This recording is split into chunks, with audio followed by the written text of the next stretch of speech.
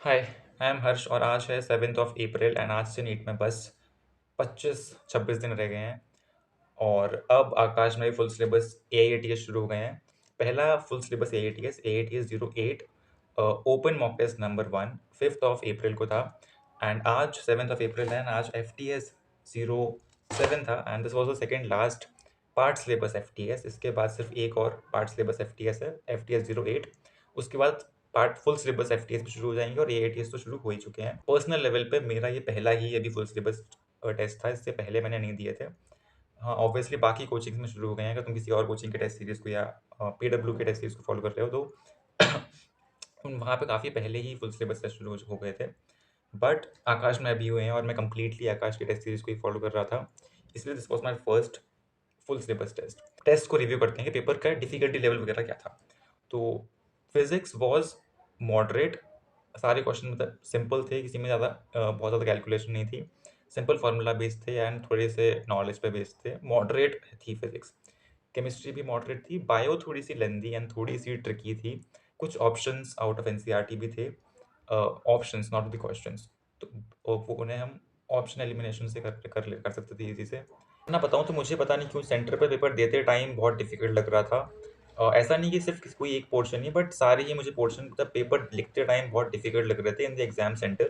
पर जब मैं घर पे आया, मैंने घर पे आके दोबारा क्वेश्चंस को देखा, दोबारा पेपर को देखा, तो पेपर उतना ज़्यादा डिफिकल्ट नहीं था। इसलिए मैंने उस दिन रिव्यू वीडियो नहीं बनाई क्योंकि मुझे तब पेपर देख के आने के बाद मुझे लग रहा था कि बहुत ज़्यादा डिफिकल्ट है, बट एक्चुअली नहीं था। फिजिक्स में तो मुझे एक भी क्वेश्चन का सोल्यूशन देखने की ज़रूरत नहीं पड़ी, सारे क्वेश्चन खुद से ही सॉल्व हो गए। बट थोड़ा सा टाइम लगा ऑब्वियसली, पर सारे क्वेश्चन खुद से सॉल्व हो गए। बायो की भी जो मुझे क्वेश्चन लग रहे थे कि ये तो बहुत डिफिकल्ट है, आउट ऑफ एनसीईआरटी हैं, बट नहीं, वो इजी थे। हाँ, एक दो क्वेश्चन थोड़े से थे, जैसे कि वो थैलेसीमिया वाला क्वेश्चन था, वो थोड़ा सोचने वाला था, जो टाइम टेकिंग से क्वेश्चन कुछ थे। But overall it was good, it was moderate, it was balanced. और पेपर टेलीग्राम पे अवेलेबल है। अगर तुम टेस्ट सीरीज को फॉलो कर रहे हो तो मैं आंसर की डिटेल सॉल्यूशन सब टेलीग्राम पे ही पोस्ट कर देता हूँ। पेपर दे के आता हूँ वैसे ही प्रिंटेबल फॉर्मेट में, तो तुम वहाँ से ले सकते हो। टेलीग्राम की लिंक चैनल के डिस्क्रिप्शन में है। If I talk about the marks कि मेरे कितने मार्क्स बन रहे हैं, तो पहले तो मैं बता दूँ कि मुझे पेपर बहुत डिफिकल्ट लगा था पेपर सॉल्व करते टाइम।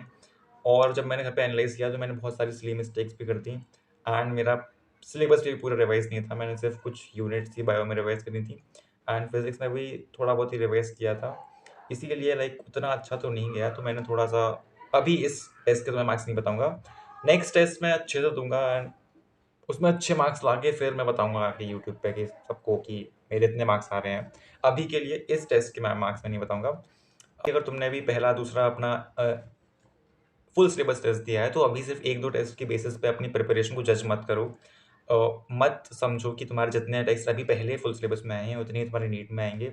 ऐसा नहीं है, अभी काफ़ी इम्प्रूवमेंट होगा क्योंकि अभी बेसिकली शुरू हुए हैं। अभी 10-15 हमें फुल सिलेबस टेस्ट देने हैं और लाइक जितनी मिस्टेक्स हम अभी करेंगे, उतनी कम मिस्टेक्स नीट में अल्टीमेटली होंगी, क्योंकि जितनी मिस्टेक होनी होंगी वो अभी टेस्ट में हो जाएँ, वो बढ़िया है एज़ कम्पेयर टू हम अगर नीट में जाके वो मिस्टेक्स करें। तो अभी गलतियाँ होने पे डिमोटिवेट मत हो, अपने मार्क्स देख के डिमोटिवेट मत हो। दिस इज़ द टाइम कि अभी मोटिवेटेड रहो काफ़ी ज़्यादा एंड अब ये जो मैराथन थी, इतने साल जो तुम सालों से प्रिपरेशन कर रहे हो, महीनों से प्रिपरेशन कर रहे हो, उसको अब स्प्रिंट में चेंज हो गई है वो। अब जितना हो सके उतना फ़ोकस करो, जितना मैक्सिमम दे सकते हो उतना मैक्सिमम ट्राई करो।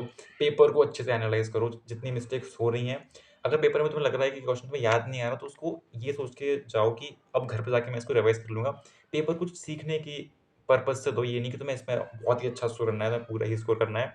वो नीट में कर लेना, अभी कुछ सीखने के लिए पेपर दो। जिनके भी अभी 300-400 मार्क्स आ रहे हैं, डोंट गेट गेट डिमोटिवेटेड। अभी ट्राई करते रहो, तुम्हारी इजीली 500 मार्क्स क्रॉस हो जाएंगे नीट तक आते आते। बस पेपर को एनालाइज करते रहो और ट्रस्ट द प्रोसेस। बस अब कुछ दिन की और बात रह गई है, देन तुम फ्री हो जाओगे इन सब चीज़ों से अल्टीमेटली। एंड पर्सनली मैं बताऊं तो मैं इस साल प्रिपेयर कर रहा हूँ कम्प्लीटली ये सोच के कि this is going to be my last attempt, क्योंकि मैं अब ड्रॉप नहीं लेने वाला। Like seriously this is my final decision कि चाहे कुछ हो जाए, पेपर में मुझसे कुछ भी हो जाए, चाहे मेरा सिलेक्शन हो ना हो, बट इस साल मैं अब ड्रॉप तो नहीं लेने वाला। And I have a lot of things to talk about, about what I am thinking कि नीट के बाद क्या करना है क्या नहीं। एंड वो सब मैं बाद में बताऊँगा कभी नीट के बाद। अभी 20-25 दिन रह गए हैं, अभी सीरियसली पढ़ाई कर लो। Give it your 100%। I am also doing the same. बाकी सब चीज़ें देखी जाएँगी नीट के बाद। तुम्हारे मैं फिर से एक बार बोल रहा हूँ, 300-400 मार्क्स आ रहे हैं, मार्क्स देख के डिमोटिवेट नहीं होना है अभी। टेस्ट पेपर्स बहुत ज़्यादा टफ बन रहे हैं और एलएन की, पीडब्ल्यू के भी काफ़ी टफ आ रहे हैं, तो इम्प्रूव करने की कोशिश करते रहो। अभी किसी को नहीं पता नीट 25 का पेपर कैसे आने वाला है। उस दिन 3 मई को क्या होने वाला है तुम्हारा, शायद उस दिन जो क्वेश्चन तुम पढ़ के गए हो वही-वही चीज़ें आ जाएँ और तुम्हारा पेपर अच्छा जाए।